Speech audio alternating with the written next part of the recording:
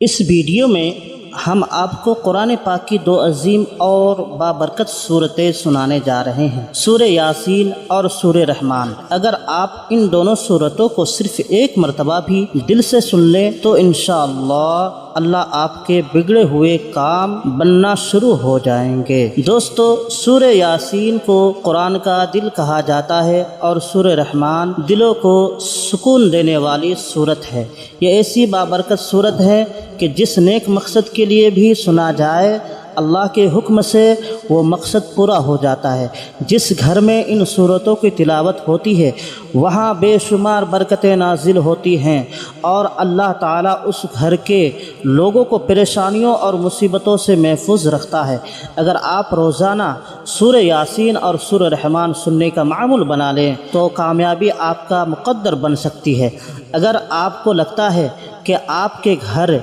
या कारोबार पर किसी का नज़र है, रिज़्क़ में तंगी है, तो अपने घर या दुकान में इन सूरतों को चलाएं। इंशाअल्लाह बुरी नज़र, जादू और दिगर मनफी असरात ख़त्म हो जाएंगे और रिज़्क़ में बेपनाह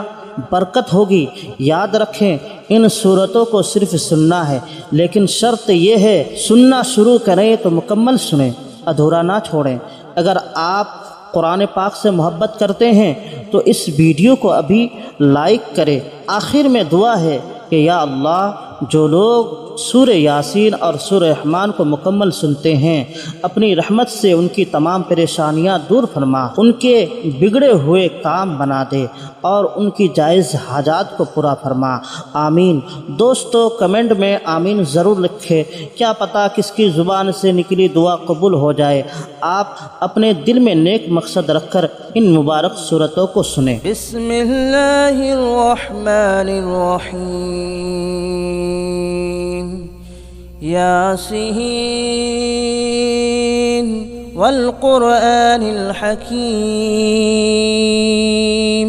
इन्नका लमिनल मुरसलीन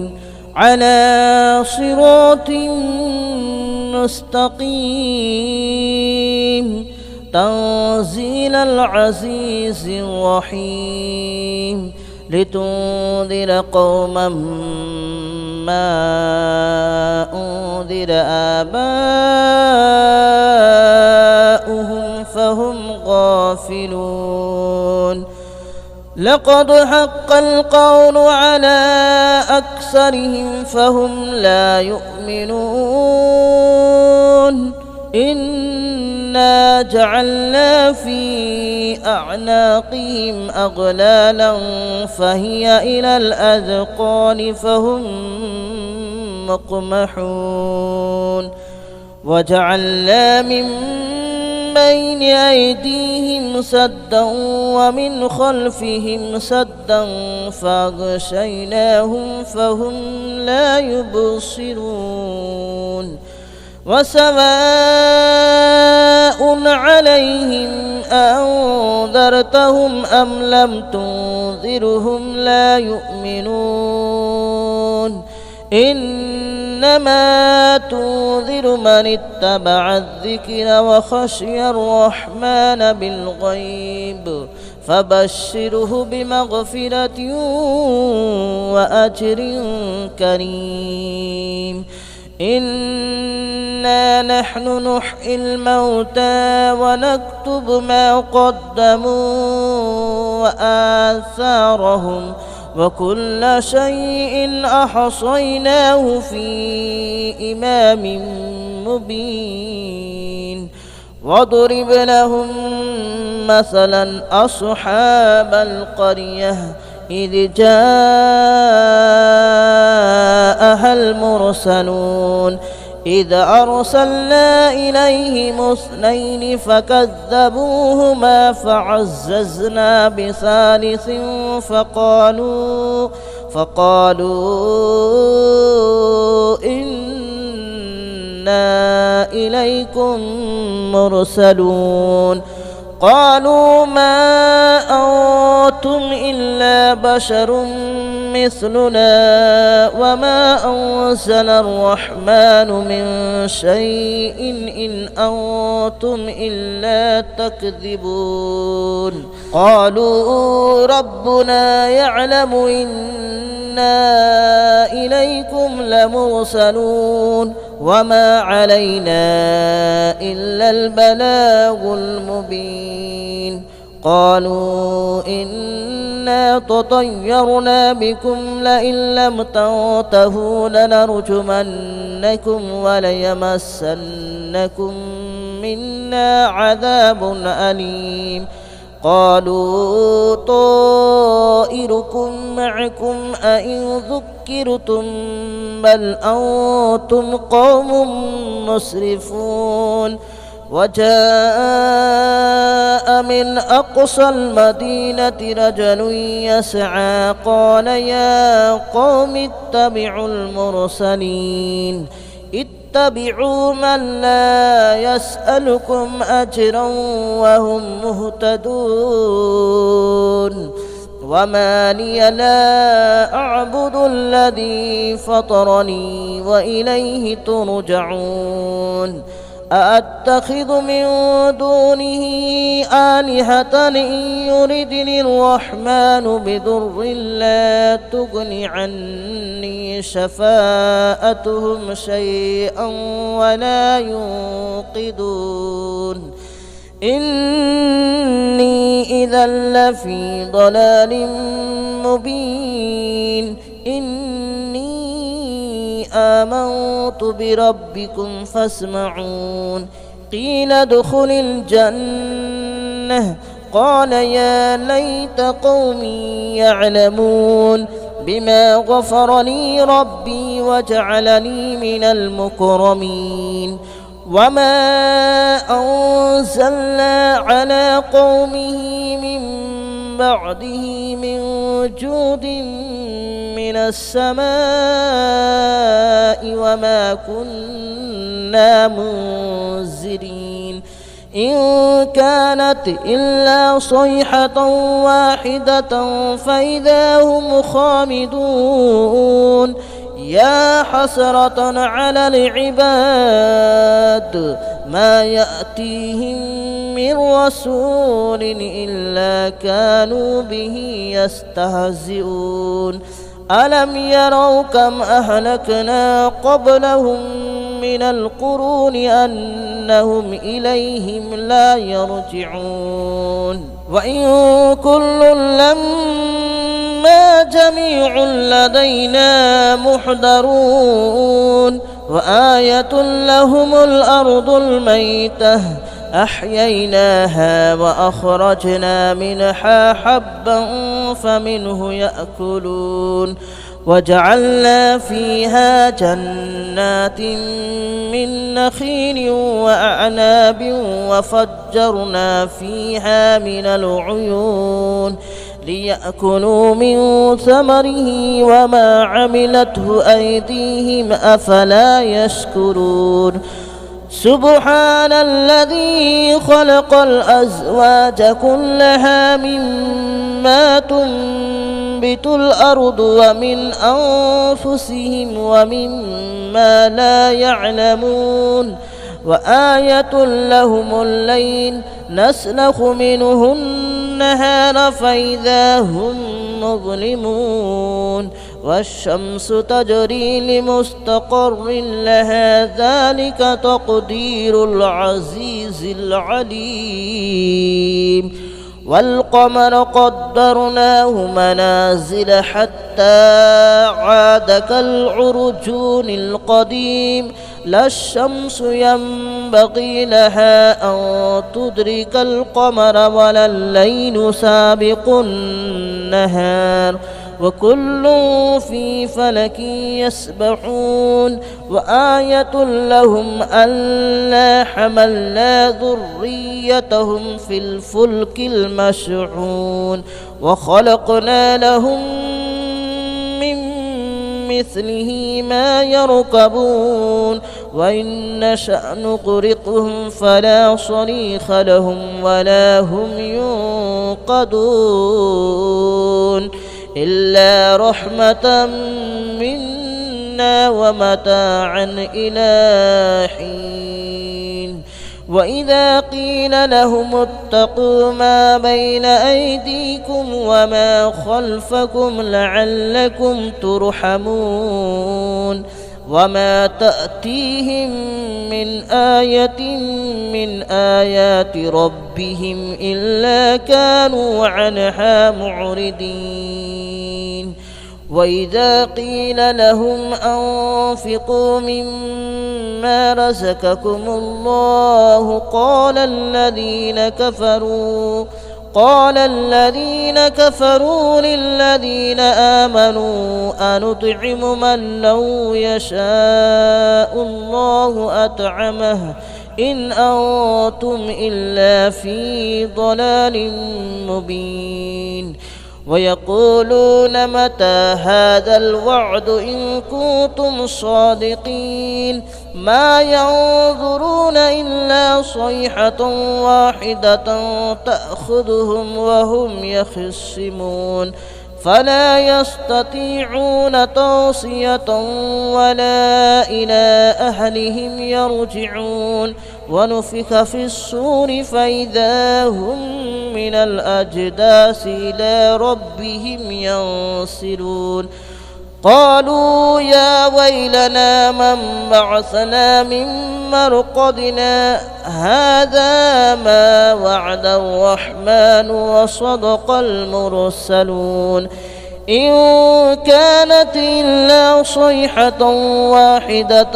فإذا هم جميع لدينا محضرون فاليوم لا تظلم نفس شيئا ولا تجزون إلا ما كنتم تعملون إن أصحاب الجنة اليوم في شغل فاكهون هم وأزواجهم في ظلال على الأرائك متكئون لهم فيها فاكهة ولهم ما يدعون سلام قولا من رب رحيم وامتازوا اليوم أيها المجرمون ألم أعهد إليكم يا بني آدم ألا تعبدوا الشيطان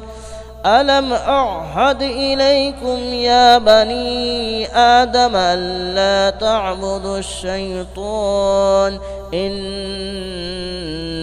لكم عدو مبين وأن اعبدوني هذا صراط مستقيم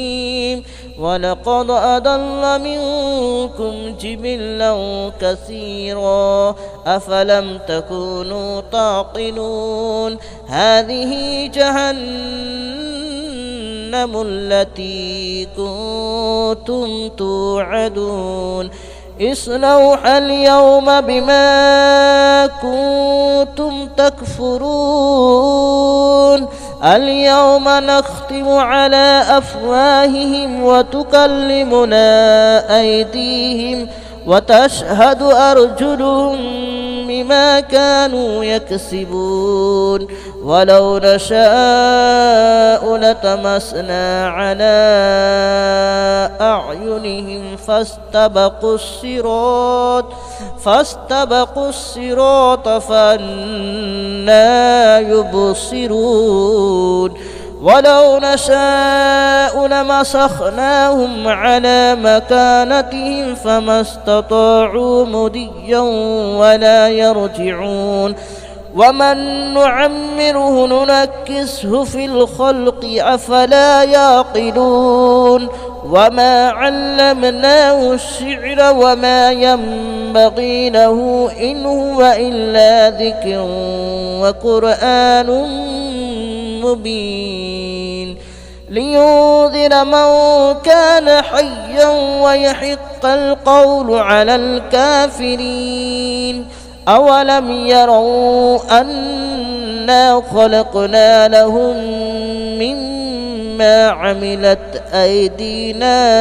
أنعاما فهم لها مالكون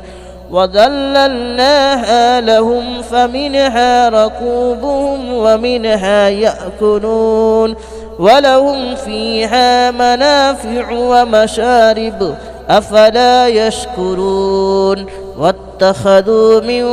دون الله آلهة لعلهم ينصرون لا يستطيعون نصرهم وهم لهم جند محضرون فلا يحزنك قولهم إنا نعلم ما يسرون وما يعلنون أولم ير الإنسان أنا خلقناه من نطفة فإذا هو خصيم مبين وضرب لنا مثلا ونسي خلقه قال من يحيي العظام وهي رميم قل يحييها الذي أنشأها أول مرة وهو بكل خلق عليم الذي جعل لكم من الشجر الأخضر نارا فإذا أنتم منه توقدون أوليس الذي خلق السماوات والأرض بقادر على أن يخلق مثلهم بلى وهو الخلاق العليم إنما أمره إذا أراد شيئا أن يقول له كن فيكون فسبحان الذي بيده ملكوت كل شيء وإليه ترجعون بسم الله الرحمن الرحيم الرحمن علم القرآن خلق الإنسان علمه البيان الشمس والقمر بحسبان والنجم والشجر يسجدان والسماء رفعها ووضع الميزان ألا تطغوا في الميزان وأقيموا الوزن بالقسط ولا تخسروا الميزان والأرض وضعها للأنام فيها فاكهة والنخل ذات الأكمام والحب ذو العصف والريحان فبأي آلاء ربكما تكذبان خلق الإنسان من صلصال كالفخار وخلق الجان من مارج من نار فبأي آلاء ربكما تكذبان رب المشرقين ورب المغربين فبأي آلاء ربكما تكذبان مرج البحرين يلتقيان بينهما برزخ لا يبغيان فبأي آلاء ربكما تكذبان يخرج منهما اللؤلؤ والمرجان فبأي آلاء ربكما تكذبان وله الجوار المنشآت في البحر كالأعلام فبأي آلاء ربكما تكذبان كل من عليها فان ويبقى وجه ربك ذو الجلال والإكرام فبأي آلاء ربكما تكذبان يسأله من في السماوات والأرض كل يوم هو في شأن فبأي آلاء ربكما تكذبان سنفرغ لكم أيها الثقلان فبأي آلاء ربكما تكذبان يا معشر الجن والإنس إن استطعتم أن تنفذوا من أقطار السماوات والأرض فانفذوا لا تنفذون إلا بسلطان فبأي آلاء ربكما تكذبان يرسل عليكما شواظ من نار ونحاس فلا تنتصران فبأي آلاء ربكما تكذبان فإذا انشقت السماء فكانت وردة كالدهان فبأي آلاء ربكما تكذبان فيومئذ لا يسأل عن ذنبه إنس ولا جان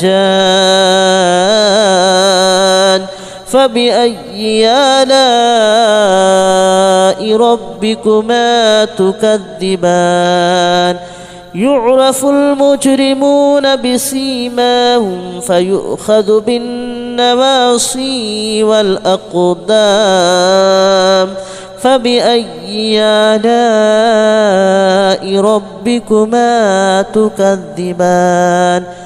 هذه جهنم التي يكذب بها المجرمون يطوفون بينها وبين حميم آن فبأي آلاء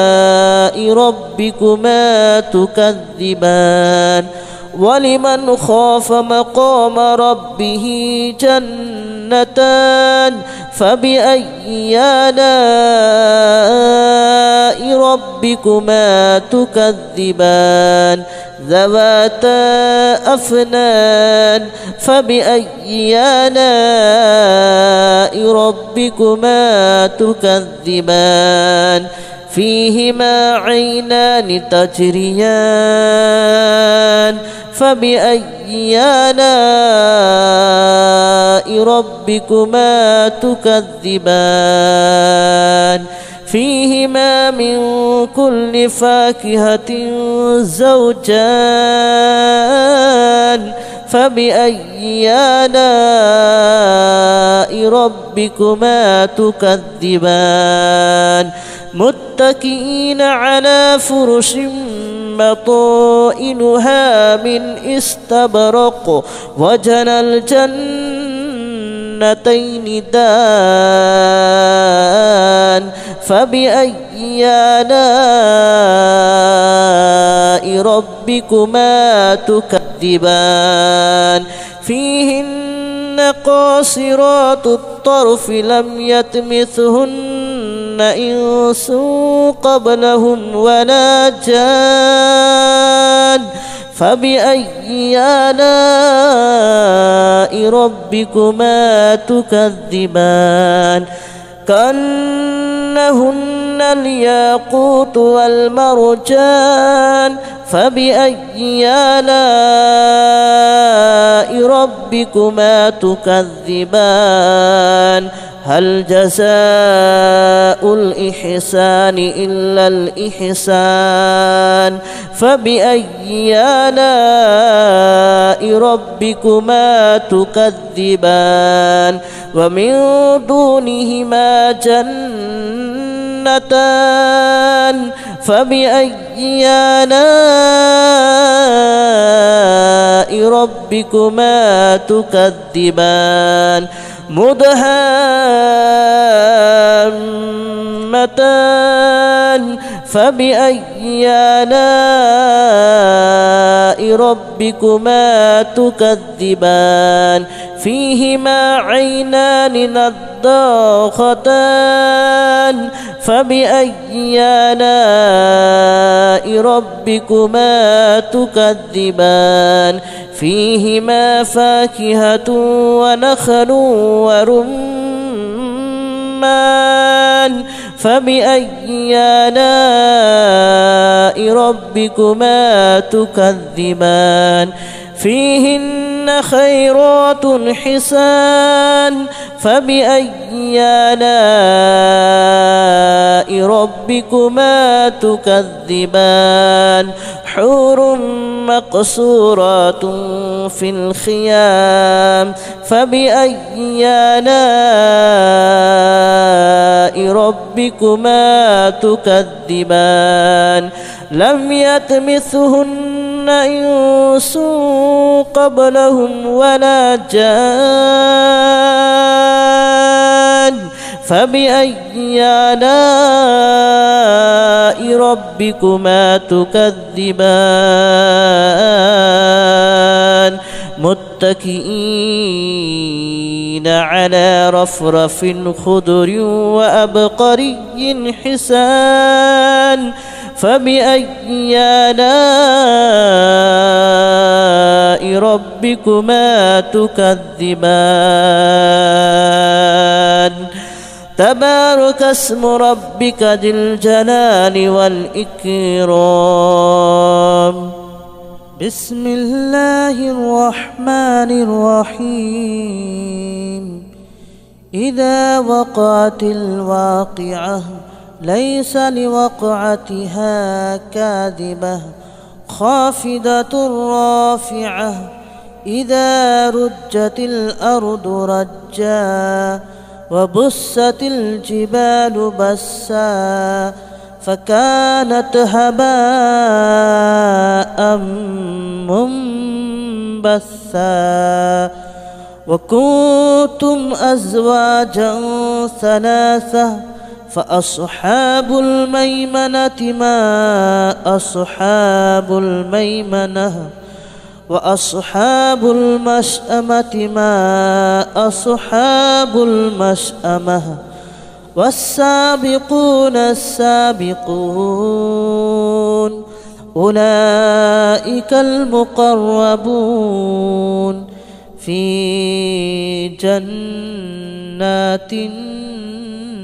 النعيم ثلة من الأولين وقليل من الآخرين على سرر موضونة متكئين عليها متقابلين يطوف عليهم ولدان مخلدون بأكواب وأباريق وكأس من معين لا يصدعون عنها ولا ينزفون وفاكهة مما يتخيرون ولحم طير مما ما يشتهون وحور عين كأمثال اللؤلؤ المكنون جزاء بما كانوا يعملون لا يسمعون فيها لغوا ولا تأثيما إلا قليلا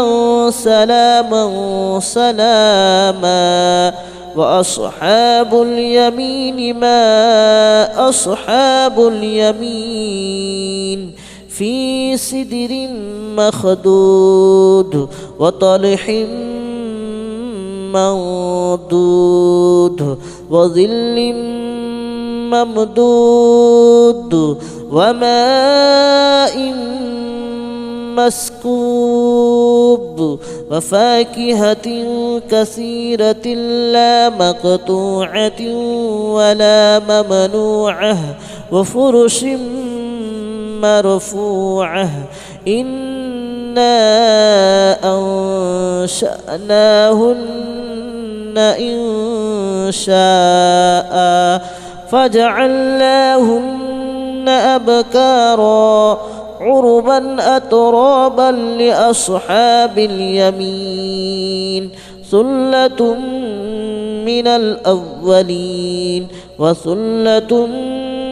من الآخرين وأصحاب الشمال ما أصحاب الشمال في سموم وحميم وظل من يحموم لا بارد ولا كريم إنهم كانوا قبل ذلك مترفين وكانوا يصرون على الحنث العظيم وكانوا يقولون أئذا متنا وكنا ترابا وعظاما أئنا لمبعوثون أو آباؤنا الأولون قل إن الأولين والآخرين لمجموعون إلى ميقات يوم معلوم ثم إنكم أيها الضالون المكذبون لآكلون من شجر من زقوم فمالئون منها البطون فشاربون عليه من الحميم فشاربون شرب الحميم هذا نزلهم يوم الدين نحن خلقناكم فلولا تصدقون أفرأيتم ما تمنون أأنتم تخلقونه أم نحن الخالقون نحن قدرنا بينكم الموت وما نحن بمسبوقين على أن نبدل أمثالكم وننشئكم فيما لا تعلمون ولقد علمتم النشأة الأولى فلولا تذكرون أفرأيتم ما تحرثون أأنتم تزرعونه أم نحن الزارعون لو نشاء لجعلناه هطاما فظلتم تفكهون إنا لمغرمون بل نحن محرومون أفرأيتم الماء الذي تشربون أأنتم أنزلتموه من المزن أم نحن المنزلون لو نشاء جعلناه أجاجا فلولا تشكرون أفرأيتم النار التي تورون أأنتم أنشأتم شجرتها أم نحن المنشئون نحن جعلناها تذكرة ومتاعا للمتقين نحن جعلناها تذكرة ومتاعا للمقوين فسبح باسم ربك العظيم فلا أقسم بمواقع النجوم وإنه لقسم لو تعلمون عظيم إنه لقرآن كريم في كتاب مكنون لا يمسه إلا المطهرون تنزيل من رب العالمين أفبهذا الحديث أنتم مدهنون وتجعلون رزقكم أنكم تكذبون فلولا إذا بلغت الحلقوم وأنتم حينئذ تنظرون ونحن أقرب إليه منكم ولكن لا تبصرون فلولا إن كنتم غير مدينين ترجعونها إن كنتم صادقين فأما إن كان من المقربين فروح وريحان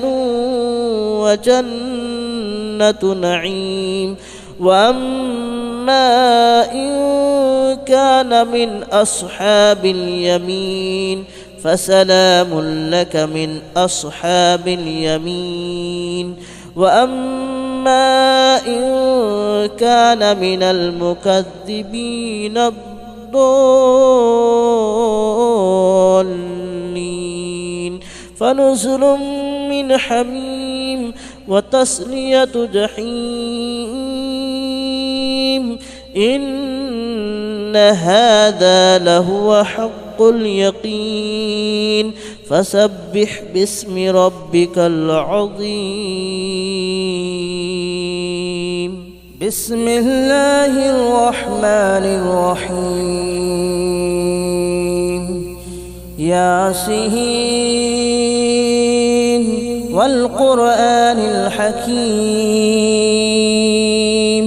إنك لمن المرسلين على صراط مستقيم تنزيل العزيز الرحيم لتنذر قوما ما أنذر آباؤهم فهم غافلون لقد حق القول على أكثرهم فهم لا يؤمنون إنا جعلنا في أعناقهم أغلالا فهي إلى الأذقان فهم مقمحون وجعلنا من بين أيديهم سدا ومن خلفهم سدا فأغشيناهم فهم لا يبصرون وسواء عليهم أنذرتهم أم لم تنذرهم لا يؤمنون إنما تنذر من اتبع الذكر وخشي الرحمن بالغيب فبشره بمغفرة وأجر كريم. إنا نحن نحيي الموتى ونكتب ما قدموا وآثارهم وكل شيء أحصيناه في إمام مبين. واضرب لهم مثلا أصحاب القرية إذ جاءها المرسلون إذ أرسلنا إليهم 2 فكذبوهما فعززنا بثالث فقالوا إنا إليكم مرسلون. قالوا ما أنتم إلا بشر مثلنا وما أنزل الرحمن من شيء إن أنتم إلا تكذبون. قالوا ربنا يعلم إنا إليكم لمرسلون وما علينا إلا البلاغ المبين. قالوا إنا تطيرنا بكم لئن لم تنتهوا لنرجمنكم وليمسنكم منا عذاب أليم.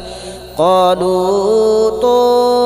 طائركم معكم أئن ذكرتم بل أنتم قوم مسرفون. وجاء من أقصى المدينة رجل يسعى قال يا قوم اتبعوا المرسلين اتبعوا من لا يسألكم أجرا وهم مهتدون. وما لي لا أعبد الذي فطرني وإليه ترجعون. أأتخذ من دونه آلهة إن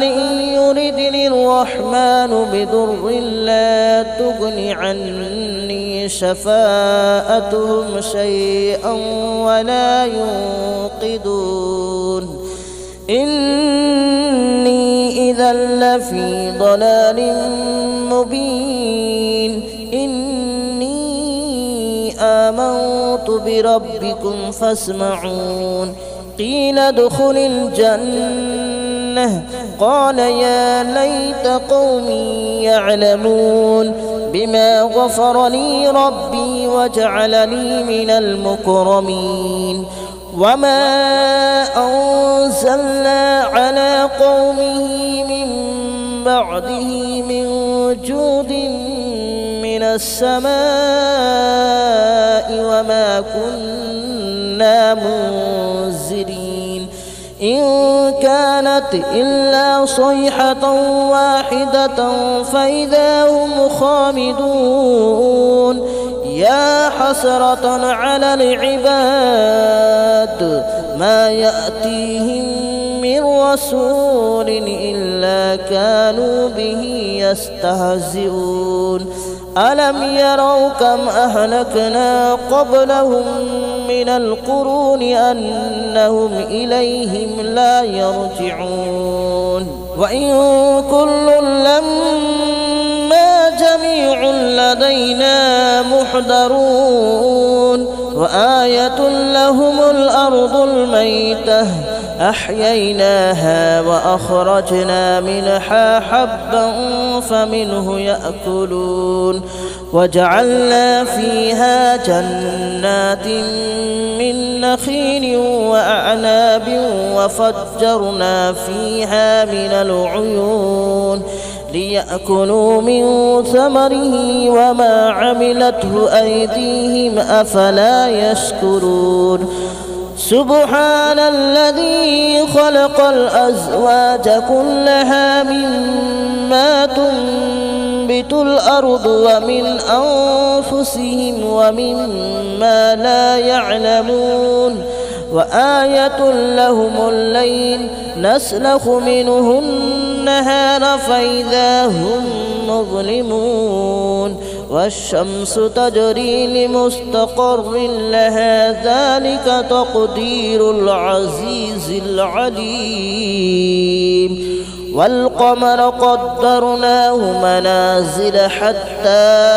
عاد كالعرجون القديم لا الشمس ينبغي لها أن تدرك القمر ولا الليل سابق النهار وكل في فلك يسبحون وآية لهم ألا حملنا ذريتهم في الفلك المشحون وخلقنا لهم من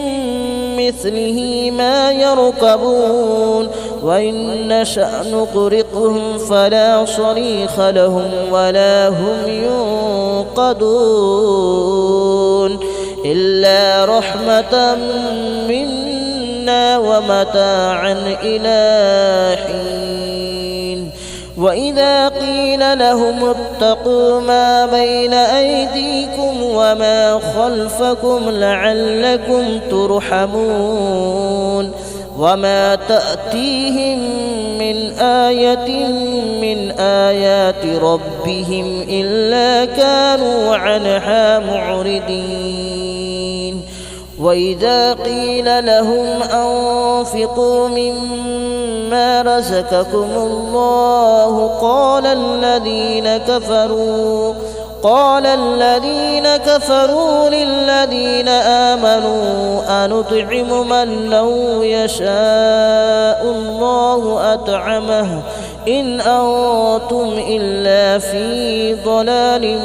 مبين ويقولون متى هذا الوعد إن كنتم صادقين ما ينظرون إلا صيحة واحدة تأخذهم وهم يخصمون فلا يستطيعون توصية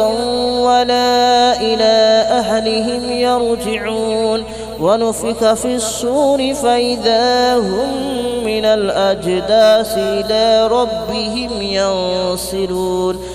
قالوا يا ويلنا من بعثنا من مرقدنا هذا ما وعد الرحمن وصدق المرسلون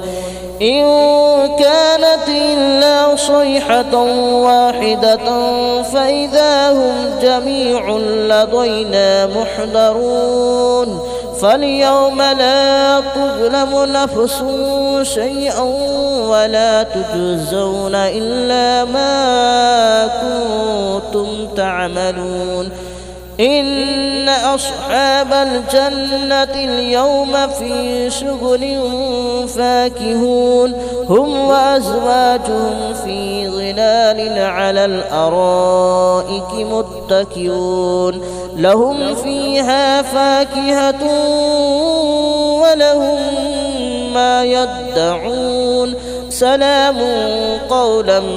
من رب رحيم وامتازوا اليوم أيها المجرمون ألم أعهد إليكم يا بني آدم ألا تعبدوا الشيطان ألم أعهد إليكم يا بني آدم ألا تعبدوا الشيطان إنه لكم عدو مبين وأن اعبدوني هذا صراط مستقيم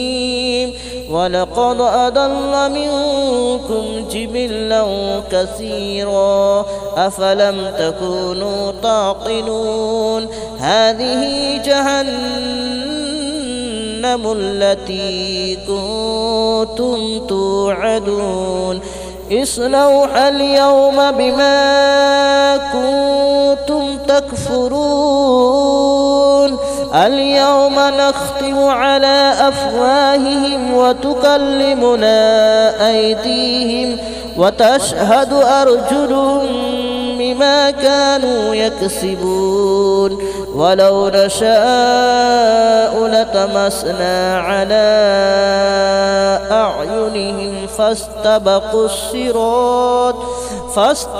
الصراط فأنى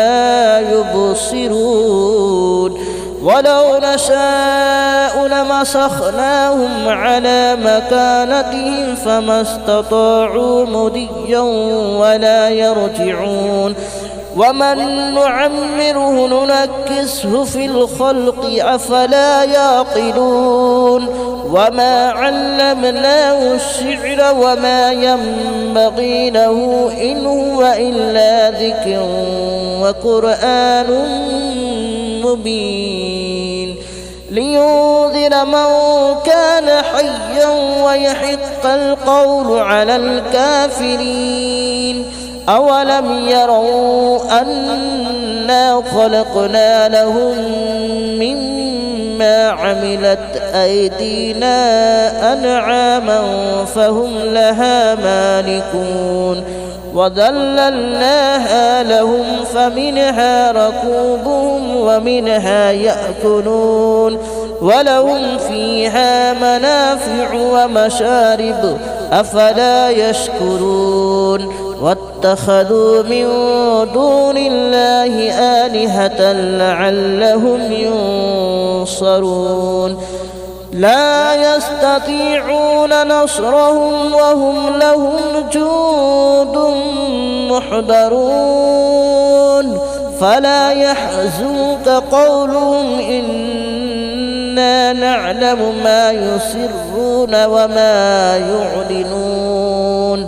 أولم يرى الإنسان أنا خلقناه من نطفة فإذا هو خصيم مبين وضرب لنا مثلا ونسي خلقه قال من يحيي العظام وهي رميم قل يحييها الذي أنشأها أول مرة وهو بكل خلق عليم الذي جعل لكم من الشجر الأخضر نارا فإذا أنتم منه توقدون أوليس الذي خلق السماوات والأرض بقادر على أن يخلق مثلهم بلى وهو الخلاق العليم إنما أمره إذا أراد شيئا أن يقول له كن فيكون فسبحان الذي بيده ملكوت كل شيء وإليه ترجعون بسم الله الرحمن الرحيم الرحمن علم القرآن خلق الإنسان علمه البيان الشمس والقمر بحسبان والنجم والشجر يسجدان والسماء رفعها ووضع الميزان ألا تطغوا في الميزان وأقيموا الوزن بالقسط ولا تخسروا الميزان والأرض وضعها للأنام فيها فاكهة والنخل ذات الأكمام والحب ذو العصف والريحان فبأي آلاء ربكما تكذبان خلق الإنسان من صلصال كالفخار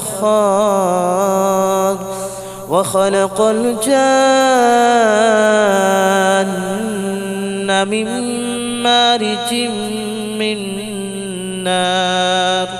فبأي آلاء ربكما تكذبان رب المشرقين ورب المغربين فبأي آلاء ربكما تكذبان مرج البحرين يلتقيان بينهما برزخ لا يبغيان فبأي آلاء ربكما تكذبان يخرج منهما اللؤلؤ والمرجان فبأي آلاء ربكما تكذبان وله الجوار المنشآت في البحر كالأعلام فبأي آلاء ربكما تكذبان كل من عليها فان ويبقى وجه ربك ذو الجلال والإكرام فبأي آلاء ربكما تكذبان يسأله من في السماوات والأرض كل يوم هو في شأن فبأي آلاء ربكما تكذبان سنفرغ لكم أيها الثقلان فبأي آلاء ربكما تكذبان يا معشر الجن والإنس إن استطعتم أن تنفذوا من أقطار السماوات والأرض فانفذوا لا تنفذون إلا بسلطان فبأي آلاء ربكما تكذبان يرسل عليكما شواظ من نار ونحاس فلا تنتصران فبأي آلاء ربكما تكذبان فإذا انشقت السماء فكانت وردة كالدهان فبأي آلاء ربكما تكذبان فيومئذ لا يسأل عن ذنبه إنس ولا جان فبأي آلاء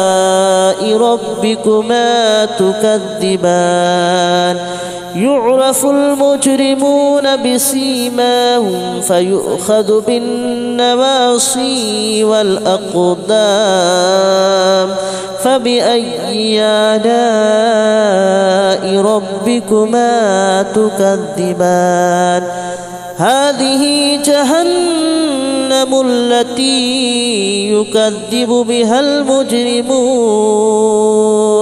يطوفون بينها وبين حميم آن فبأي آلاء ربكما تكذبان ولمن خاف مقام ربه جنتان فبأي آلاء ربكما تكذبان ذواتا أفنان فبأي آلاء ربكما تكذبان فيهما عينان الرحمن تجريان فبأي آلاء ربكما تكذبان فيهما من كل فاكهة زوجان فبأي آلاء ربكما تكذبان متكئين على فرش بطائنها من استبرق وجنى الجنتين دان فبأي آلاء ربكما تكذبان فيهن قاصرات الطرف لم يطمثهن إنس قبلهم ولا جان فبأي آلاء ربكما تكذبان كأنهن الياقوت والمرجان فبأي آلاء ربكما تكذبان هل جزاء الإحسان إلا الإحسان فبأي آلاء ربكما تكذبان ومن دونهما جنتان فبأي آلاء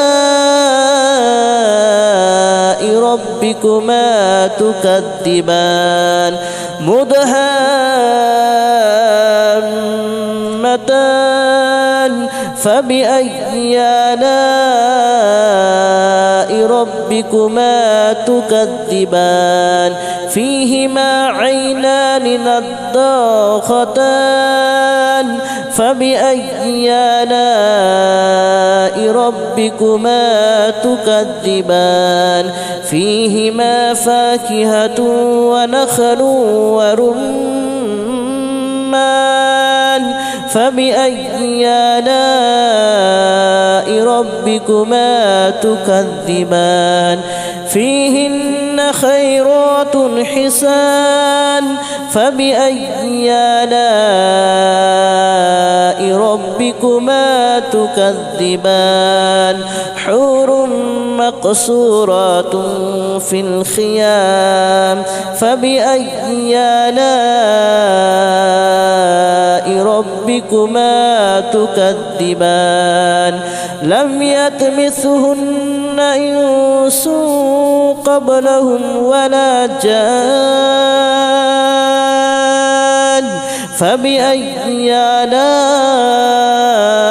ربكما تكذبان متكئين على رفرف خضر وأبقري حسان فبأي آلاء ربكما تكذبان تبارك اسم ربك ذي الجلال والإكرام بسم الله الرحمن الرحيم إذا وقعت الواقعة ليس لوقعتها كاذبة خافضة رافعة إذا رجت الأرض رجا وبست الجبال بسا فكانت هباء منبثا وكنتم أزواجا ثلاثة فأصحاب الميمنة ما أصحاب الميمنة وأصحاب المشأمة ما أصحاب المشأمة والسابقون السابقون أولئك المقربون في جنات النعيم ثلة من من الأولين وقليل من الآخرين على سرر موضونة متكئين عليها متقابلين يطوف عليهم ولدان مخلدون بأكواب وأباريق وكأس من معين لا يصدعون عنها ولا ينزفون وفاكهة مما يتخيرون ولحم طير مما يشتهون وحور عين كأمثال اللؤلؤ المكنون جزاء بما كانوا يعملون لا يسمعون فيها لغوا ولا تأثيما إلا قليلا سلاما سلاما وأصحاب اليمين ما أصحاب اليمين في سدر مخدود وطلح منضود وظل ممدود وماء مسكوب وفاكهة كثيرة لا مقطوعة ولا ممنوعة وفرش مرفوعة إنا أنشأناهن إن شاء فجعلناهن أبكارا عربا أترابا لأصحاب اليمين ثلة من الأولين وثلة من الآخرين وأصحاب الشمال ما أصحاب الشمال في سموم وحميم وظل من يحموم لا بارد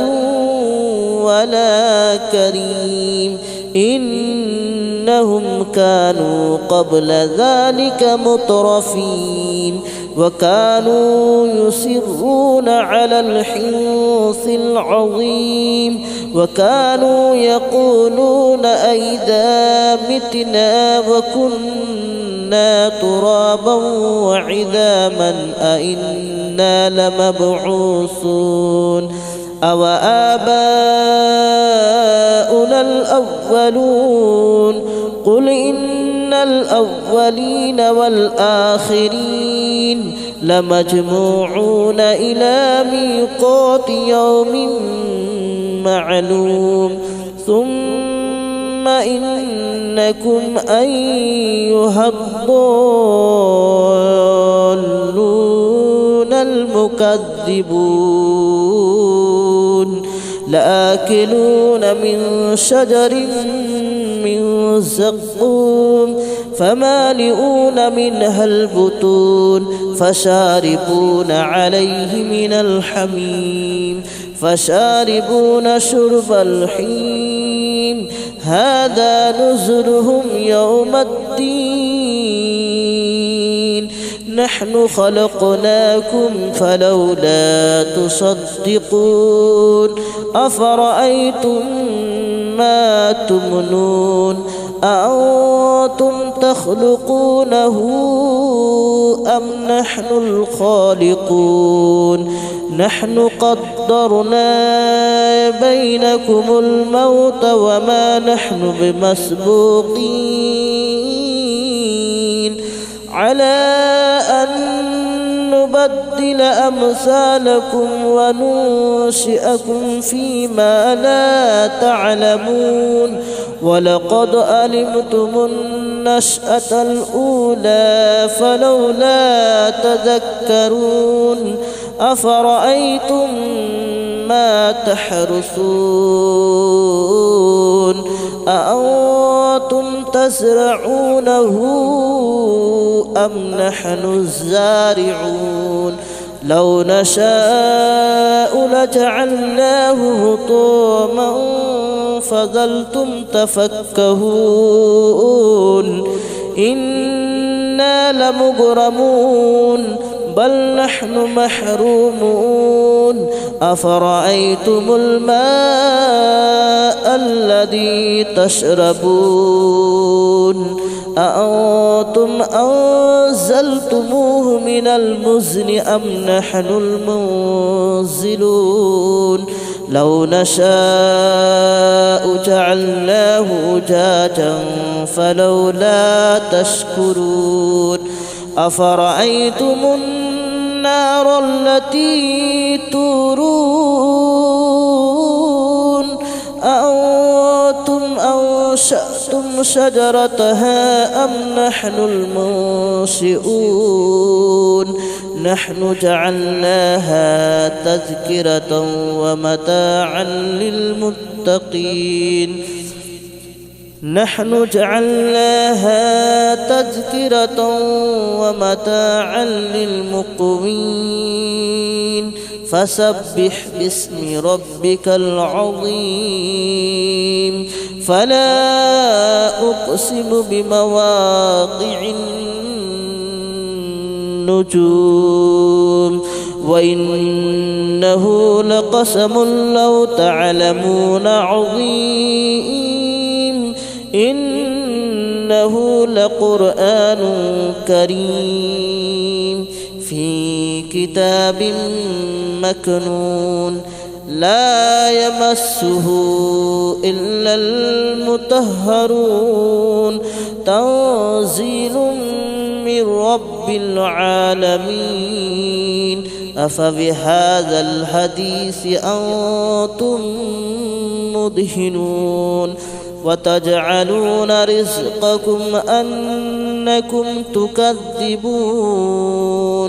فلولا إذا بلغت الحلقوم وأنتم حينئذ تنظرون ونحن أقرب إليه منكم ولكن لا تبصرون فلولا إن كنتم غير مدينين ترجعونها إن كنتم صادقين فأما إن كان من المقربين فروح وريحان وجنة نعيم وأما إن كان من أصحاب اليمين فسلام لك من أصحاب اليمين وأما إن كان من المكذبين الضالين فنزل من حميم وتصلية جحيم إن هذا لهو حق اليقين فسبح باسم ربك العظيم بسم الله الرحمن الرحيم ياسين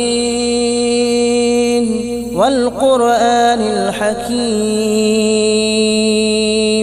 إنك لمن المرسلين على صراط مستقيم تنزيل العزيز الرحيم لتنذر قوما ما أنذر آباؤهم فهم غافلون لقد حق القول على أكثرهم فهم لا يؤمنون إنا جعلنا في أعناقهم أغلالا فهي إلى الأذقان فهم مقمحون وجعلنا من بين أيديهم سدا ومن خلفهم سدا فأغشيناهم فهم لا يبصرون وسواء عليهم أنذرتهم أم لم تنذرهم لا يؤمنون إنما تنذر من اتبع الذكر وخشي الرحمن بالغيب فبشره بمغفرة وأجر كريم إنا نحن نحيي الموتى ونكتب ما قدموا وآثارهم وكل شيء أحصيناه في إمام مبين واضرب لهم مثلا أصحاب القرية إذ جاءها المرسلون إذ أرسلنا إليهم اثنين فكذبوهما فعززنا بثالث فقالوا إنا إليكم مرسلون قالوا ما أنتم إلا بشر مثلنا وما أنزل الرحمن من شيء إن أنتم إلا تكذبون قالوا ربنا يعلم إنا إليكم لمرسلون وما علينا إلا البلاغ المبين قالوا إنا تطيرنا بكم لئن لم تنتهوا لنرجمنكم وليمسنكم منا عذاب أليم قالوا طائركم معكم أئن ذكرتم بل أنتم قوم مسرفون وجاء من أقصى المدينة رجل يسعى قال يا قوم اتبعوا المرسلين اتبعوا من لا يسألكم أجرا وهم مهتدون وما لي لا أعبد الذي فطرني وإليه ترجعون أأتخذ من دونه آلهة إن يردني الرحمن بضر لا تغن عني شفاءتهم شيئا ولا ينقذون إني إذا لفي ضلال مبين آمنت بربكم فاسمعون قيل ادخل الجنة قال يا ليت قومي يعلمون بما غفر لي ربي وجعلني من المكرمين وما أنزلنا على قومه من بعده من جود من السماء وما كنا منزلين إن كانت إلا صيحة واحدة فإذا هم خامدون يا حسرة على العباد ما يأتيهم من رسول إلا كانوا به يستهزئون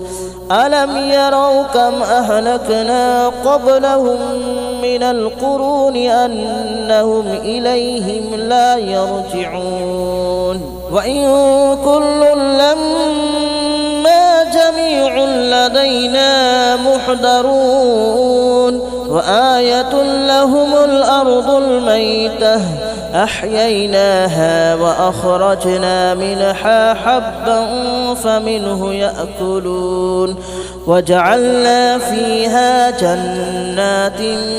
من نخيل وأعناب وفجرنا فيها من العيون ليأكلوا من ثمره وما عملته أيديهم أفلا يشكرون سبحان الذي خلق الأزواج كلها مما تنبت الأرض ومن أنفسهم ومما لا يعلمون وآية لهم الليل نسلخ منه النهار فإذا هم مظلمون والشمس تجري لمستقر لها ذلك تقدير العزيز العليم والقمر قدرناه منازل حتى عاد كالعرجون القديم لا الشمس ينبغي لها أن تدرك القمر ولا الليل سابق النهار وكل في فلك يسبحون وآية لهم ألا حملنا ذريتهم في الفلك المشحون وخلقنا لهم من مثله ما يركبون وإن نشأ نغرقهم فلا صريخ لهم ولا هم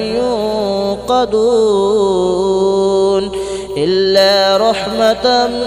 منا ومتاعا إلى حين وإذا قيل لهم اتقوا ما بين أيديكم وما خلفكم لعلكم ترحمون وما تأتيهم من آية من آيات ربهم إلا كانوا عنها معرضين وإذا قيل لهم أنفقوا مما رزقكم الله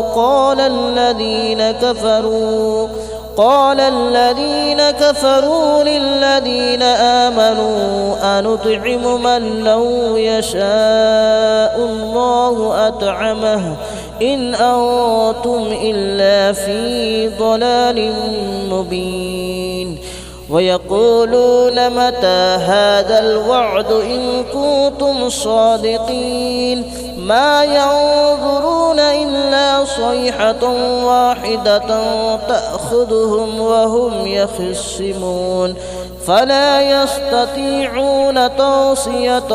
ولا إلى أهلهم يرجعون ونفخ في الصور فإذا هم من الأجداث إلى ربهم ينسلون قالوا يا ويلنا من بعثنا من مرقدنا هذا ما وعد الرحمن وصدق المرسلون إن كانت إلا صيحة واحدة فإذا هم جميع لدينا محضرون فاليوم لا تظلم نفس شيئا ولا تجزون إلا ما كنتم تعملون إن أصحاب الجنة اليوم في شغل فاكهون هم وأزواجهم في ظلال على الأرائك متكئون لهم فيها فاكهة ولهم ما يدعون سلام قولا من رب رحيم وامتازوا اليوم أيها المجرمون ألم أعهد إليكم يا بني آدم ألا تعبدوا الشيطان ألم أعهد إليكم يا بني آدم ألا تعبدوا الشيطان إنه إنه لكم عدو مبين وأن اعبدوني هذا صراط مستقيم ولقد أضل منكم جبلا كثيرا أفلم تكونوا تعقلون هذه جهنم التي كنتم توعدون اصلوها اليوم بما كنتم تكفرون اليوم نختم على أفواههم وتكلمنا أيديهم وتشهد أرجلهم بما كانوا يكسبون ولو نشاء لطمسنا على أعينهم فاستبقوا الصراط فأنى يبصرون ولو نشاء لمسخناهم على مكانتهم فما استطاعوا مضيا ولا يرجعون ومن نعمره ننكسه في الخلق أفلا يعقلون وما علمناه الشعر وما ينبغي له إن هو إلا ذكر وقرآن مبين لينذر من كان حيا ويحق القول على الكافرين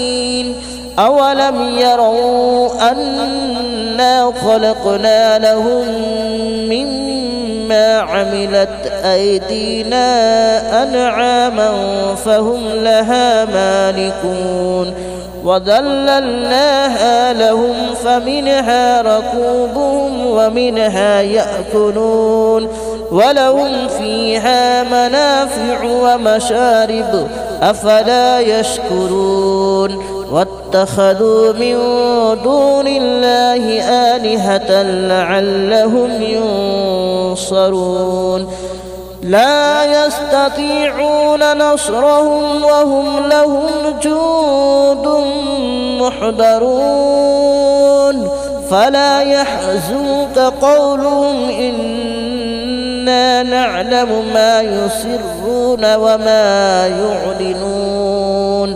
أولم يرى الإنسان أنا خلقناه من نطفة